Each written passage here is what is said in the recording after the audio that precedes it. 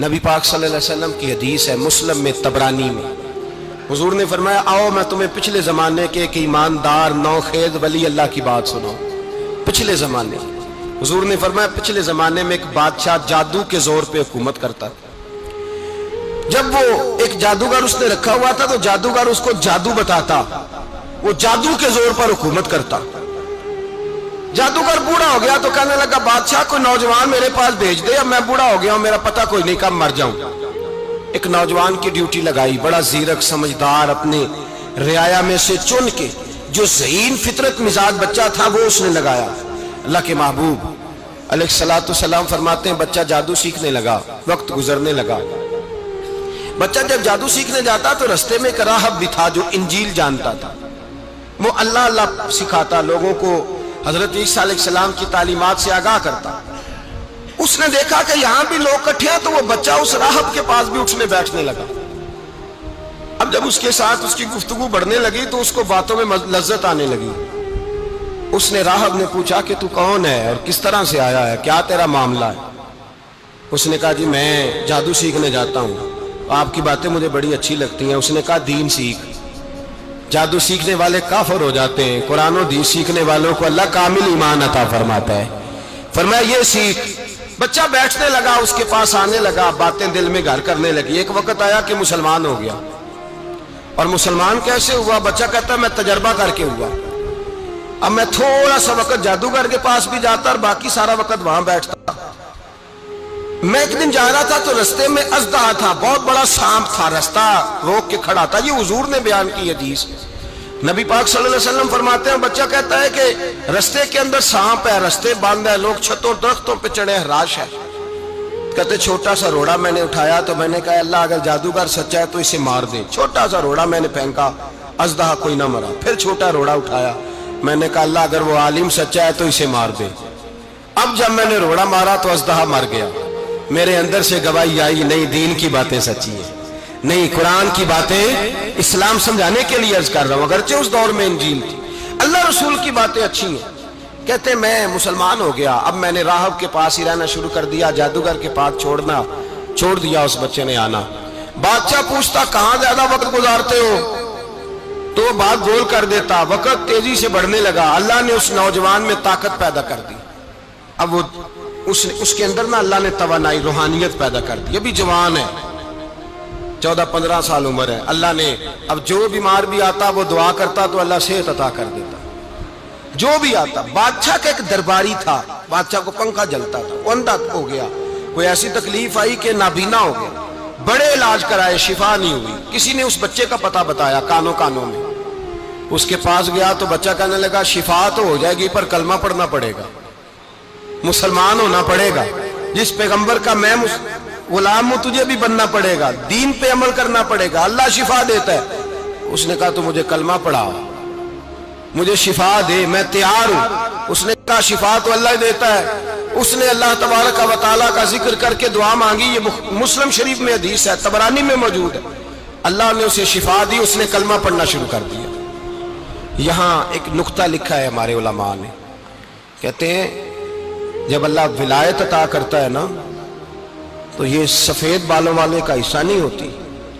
اگر جوانی میں کوئی آدمی توبہ کر کے تصوف کے رستے پہ چلتا ہے تو سب سے زیادہ ولایت اللہ اسے عطا فرماتا ہے، سب سے زیادہ ولایت اس کے پاس ہوتی ہے۔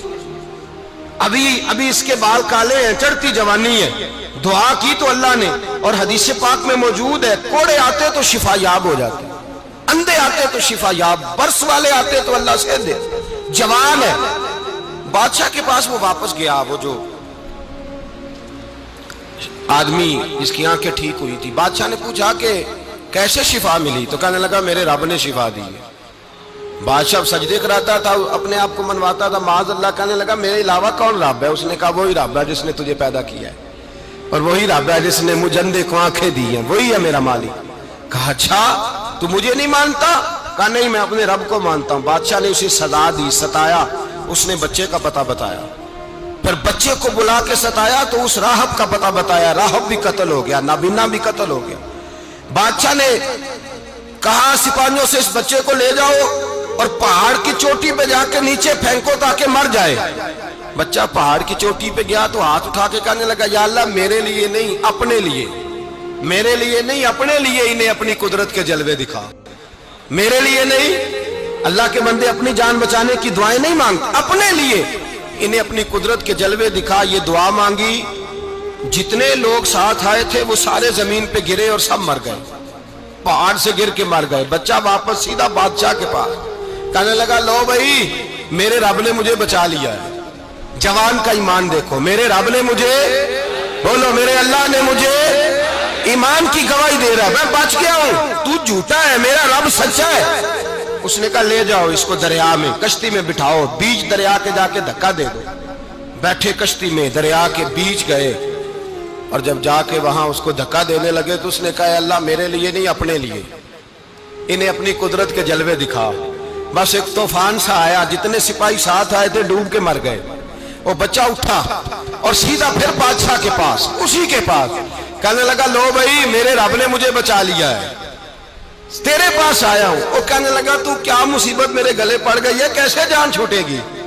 तो बच्चा कहने लगा, अगर तू मुझे बांधे दरख्त के साथ और सारे मुल्क को बुलाए, लोगों को इकट्ठा करे, फिर तू मुझे तीर मारना, मैं तुझे बताऊंगा कैसे मारना है, मैं मर जाऊंगा।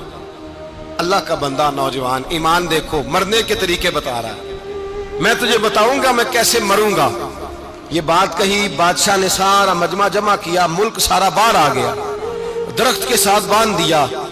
कहने लगा, भाई लोगों ये मुझे मारना चाहता था, मार नहीं सका, अब मैं इसे बताने लगा हूं कि मैं कैसे मरूंगा। इसे कहो जब तीर मारे तो साथ मेरे रब का नाम भी ले, मैं अपने रब के नाम पे जान दूंगा, ईमान की पुख्तगी में अल्लाह के नाम पर जान दूंगा। इसे कहो रब के नाम पे मारे, मर जाऊंगा। बादशाह ने अल्लाह कह के तीर मारा, पेशानी में लगा, बच्चे की रूह परवाज कर गई, जितना मजमा खड़ा था सारा कलमा पढ़ के मुसलमान हो गए, सारे मुसलमान हो गए, सारे। मेरे रसूल पाक सैयद आलम सल्लल्लाहु अलैहि वसल्लम ने नौजवानों को बताया, जब तुम्हारे अंदर ईमान की कुव्वत आएगी तो अल्लाह तुम्हारी मदद करेगा। फरमाया वो नौखेज वली था, अभी जवान राना था, अभी उसकी पेशानी पर जवानी के आसार थे, लेकिन उसने अल्लाह को राजी किया, रब करीम को राजी। विलायत का मतलब बुढ़ापा नहीं, विलायत का मतलब वो नहीं कि जब बड़ा लंबा वक्त गुजर जाए तो फिर आदमी आए कहीं नहीं अब क्या करना है, अब मस्जिद ही है, अब तो इसके अलावा गुजारा ही कोई नहीं। तो उस वक्त का आना अल्लाह की बारगाह में कबूल तो है, लेकिन शाबाशी उसी को मिलती है जो जवानी का वक्त आए, जो ऐन उस वक्त आए जो वक्त मेरे रसूल पाक अलैहिस्सलाम के गुलाम है अब्दुल्ला इब्ने उमर। हजरत अब्दुल्ला इब्ने उमर रज़ियल्लाहु ताला अन्हु फरमाते हैं कि मैं निकला, मुझे सफर के लिए जाना था, तो थोड़ी सी खजूरें, थोड़ा सा सिरका, एक शहद की बोतल, चीजें मैंने सफर के लिए साथ रख ली।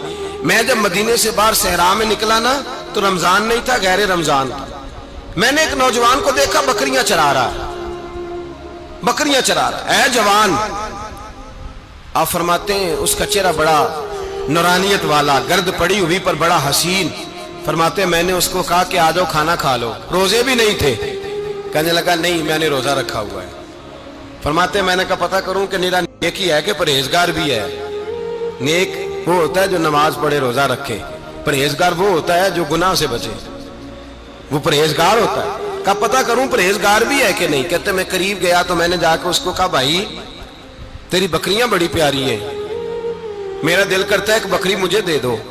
कहते वो जवान, गुर्बत भी, परेशानी भी, पर दामान तवक्कुल की ये खूबी है कि उस पर पेबंद लगे होते हैं, धब्बे नहीं होते।